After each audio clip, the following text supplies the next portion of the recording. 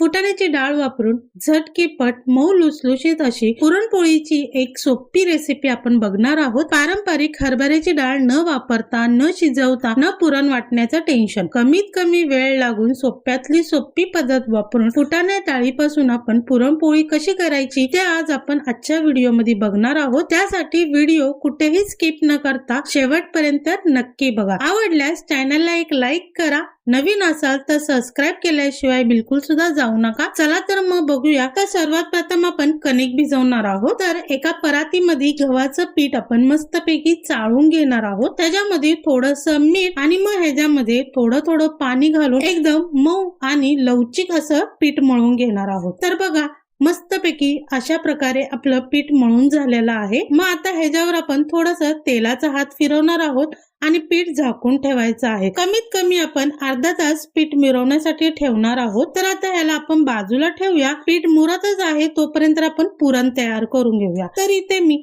1 cup फुटाण्याची डाळ घेतलेली आहे। वजनी बघाल तर 250 ग्रॅम डाळ घेतलेली आहे। तर ही डाळ ना पहिलीच भाजलेली असते, त्यामुळे ह्याला पुन्हा भाजण्याची काहीही गरज पडत नाही। तर आता आपण 1 कप डाळ घेतलेली आहे, ह्याला पूर्णपणे बारीकसर वाटून घ्यायचं आहे। तर इथं मिक्सरचं भांडे घ्यायचं आहे आणि ह्याच्यामध्ये ही डाळ टाकून पूर्ण बारीकसर पीठ वाटून घ्यायचं आहे। न पाणी टाकता जेवढं शक्य असेल ना तेवढं आपल्याला ह्याला बारीक वाटून घ्यायचं आहे। बघा अशा पद्धतीने मस्त बारीकसर पावडर करून घ्यायचं आहे। तर आता ह्याला आपण पिठाच्या चाळणीने एकदा चाळून घेणार आहोत, जेणेकरून जेवढी पण मोठे मोठे डाळीचे तुकडे उरलेले असतील ना ते चाळणीवरती पडून जातील। आता गॅसवरती आपण कढई गरम करण्यासाठी ठेवायचं आहे। कढई चांगली गरम झाली की त्याच्यामध्ये 1 चम्मच मी तूप घालणार आहे। तर इथं तुम्ही तुपाच्या ऐवजी 1 ते 2 चम्मच तेलाचा सुद्धा वापर करू शकता। तर आता आपलं तूप सुद्धा चांगलं कडकडीने गरम झालेला आहे। तर ह्याच्यामध्ये मी किसलेला गुळ घालणार आहे। तर इथे आपण जेवढी डाळ घेतलेली आहे ना तेवढंच आपल्याला गुळ सुद्धा घ्यायचा आहे। म्हणजेच की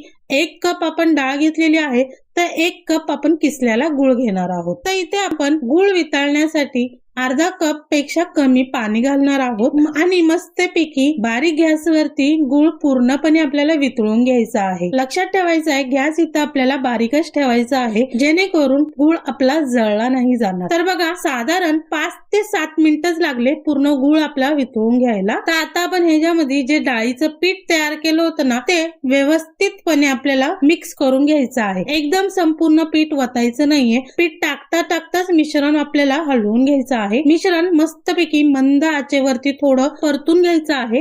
तर 5 ते 10 मिनिटं झाल्याच्या नंतर ना ह्याच्यामध्ये मी 1 चम्मच वेलची पावडर घालणार आहे आणि थोडीशी जायफळ अशी किसून घालणार आहे आणि साधारण 5 ते 10 मिनिटं ह्याला अजून मी मंद गॅसवरती थोडंसं घट्ट होण्यासाठी ठेवून द्यायचं आहे। तर बघा इथे 10 मिनिटं झालेले आहे। मस्तपैकी गुळ आपला थोडासा घट्टसर दिसत आहे। आता आपल्याला ह्याला पूर्णपणे गोळा तयार करून घ्यायचा आहे। तर आता इथं आपलं पुरण आपलं रेडी झालेलं आहे।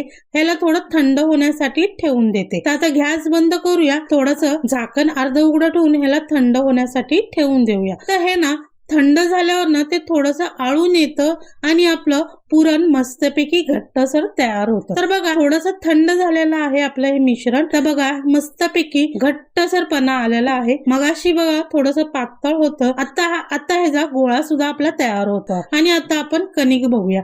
तर कणिक बघा मस्तपैकी मऊसर झालेला आहे। याला 2 मिनिटं पुन्हा आपण छानसं हातावरती मळून घेणार आहोत। मग या पिठामधला एक छोटासा गोळा तयार करून घेऊया आणि त्याला हातावरती अशी छोटीशी वाटी तयार करून घेऊया। मग या वाटीमध्ये जे आपण पुरण तयार केलं होतं ना त्याचा पुरणाचा छोटासा गोळा घ्यायचा आहे आणि पिठामध्ये घालून मस्तपैकी त्याचं तोंड बंद करून घ्यायचं आणि वरती जेवढं एक्स्ट्रा पीठ येत असेल ना ते आपल्याला काढून घ्यायचं आहे। तर आता मस्तपैकी पिठाचा आणि पुरणाचा गोळा तयार झालेला आहे। आता आपण ह्याला हलक्या हाताने लाटून घेऊया।